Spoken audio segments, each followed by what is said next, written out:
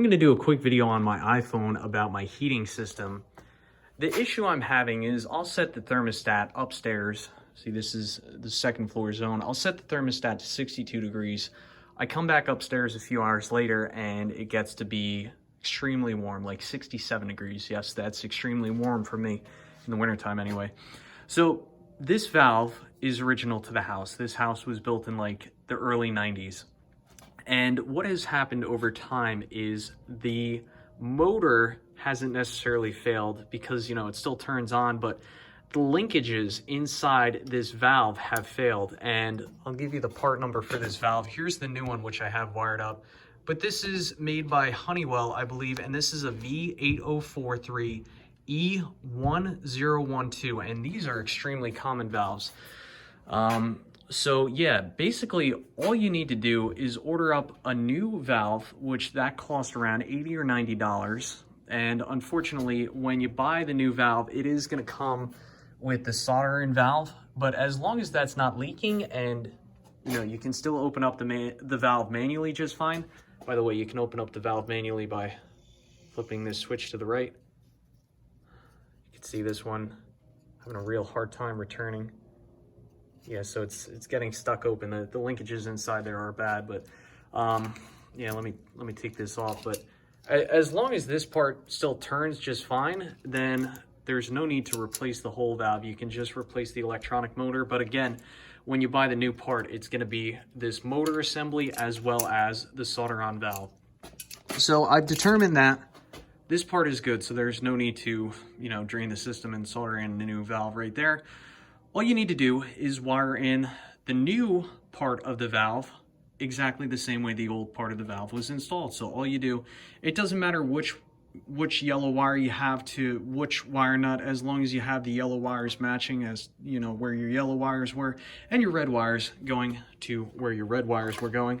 So in order to take this valve off, I should have mentioned there's simply two screws, one screw here, one screw here. See it? One on the bottom right, one on the top left, and you just loosen them up. And then putting the new motor assembly back on may be a little tricky. You know, you gotta line it up. You may have to twist it a little bit. I may have to put the phone down for a minute. See how quick that springs.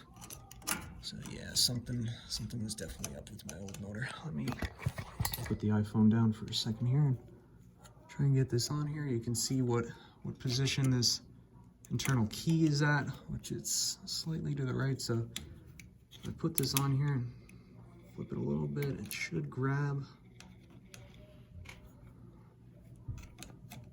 There we go. I can feel that it's caught there, and I'm just going to slide it in. And there are set pins, or kind of like, yeah, they're kind of like alignment pins, one at the top right and one at the bottom left. So from here, you can see that screw. It's going to be really hard for me to do this with one hand. Let's see. Yeah, now I kind of got the camera set up. Popped out of my pin for a moment there. Making sure both my pins are in, which both my pins are in. So I'm happy with the way this valve is right now. Simply going to take my flathead screwdriver and I'm simply going to screw on the new valve. Pretty straightforward. By the way, I should have mentioned that before you do this job, you want to shut off your emergency shutoff switch to your boiler. Because if you don't, then you risk electrical shock. I know I'm kind of talking backwards here, but it's kind of a spur of the moment video. Let's keep twisting this on all the way. Okay. So I got this valve on here. These screws are snug, not too tight. You know, because you're not making a water seal. This is just, you know, where the motor connects. And again, if I open up this valve manually, listen to that motor. See how it returns back? So that is so much better than what was there. This should correct my problem. And now, if you have an oil burner, I'm not sure if natural gas boilers have these, I believe they do, but this is your, emergency shut-off switch for your system. So whenever you're working on any kind of electronics, you want to make sure you shut that off, and you should check with a, little tester, electrical tester, to see if you have any current. I believe these are all low voltage though, so you really, pretty sure that's all low voltage. Again, I'm not a plumber, I'm just showing you how to replace one of these valves. So I'm going to turn this back on. It's been a little while, so I'm sure my furnace is going to fire up. Going to take a moment. A little bit of a delay. I can hear the circulator pump on. Both circulators are on. So I'm going to go over here, and I can feel that slides easily. So that tells me that this new valve is working properly because the thermostat is calling for heat upstairs. And I can also tell that because when I grab this pipe, I can feel water coming through that pipe, but I can also feel that it's starting to get warm. How this system works, you have an oil burner right here. This is your supply line. So this big fat pipe, it gets run throughout the house, and it's dispersed to all these other lines right here. And all these lines go to your different baseboard zones. So hot supply goes throughout your house, and then it returns via these different zones. So when your thermostat calls for heat, it tells each zone, like the upstairs. Like if I go to the upstairs thermostat, and that thermostat is calling for heat, that sends an electrical signal to this valve to open.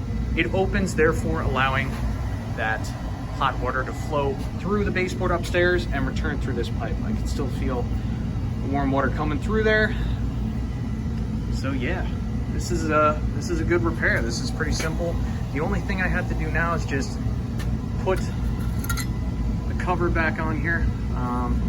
That's the old cover. I've got a nice new cover, which I'm actually going to put on there. But these covers, on the new one, there is, well, the old ones too. Basically, there's just a little screw right there, so you just loosen that up, put the cover on, tighten up that screw, and you're all set. And then I'm just gonna try and neaten up these wires a little bit with the zip tie. But yeah, again, 80-90 bucks. They're real tools you need. Or alignment pliers to twist your electrical connections, flathead screwdriver, and just that's really it. You don't even need needle nose pliers. But again, cost of this part is like $80-90. If you were to have a plumber come out, who knows what they're going to charge? They're probably going to charge a couple $100. So this is something you can absolutely do yourself. Just make sure that you match the wires to where they originally run. When I installed this, I installed one wire at a time. So shut that switch off, cut this wire. Then I take, the new yellow wire. I had the new valve sitting right here, and I would trace this, unscrew one wire nut, and just run that new yellow wire there. So still calling. So yeah, this is a good repair. Thanks for watching. Hopefully this helps you guys save some money, and that's it for tonight's video.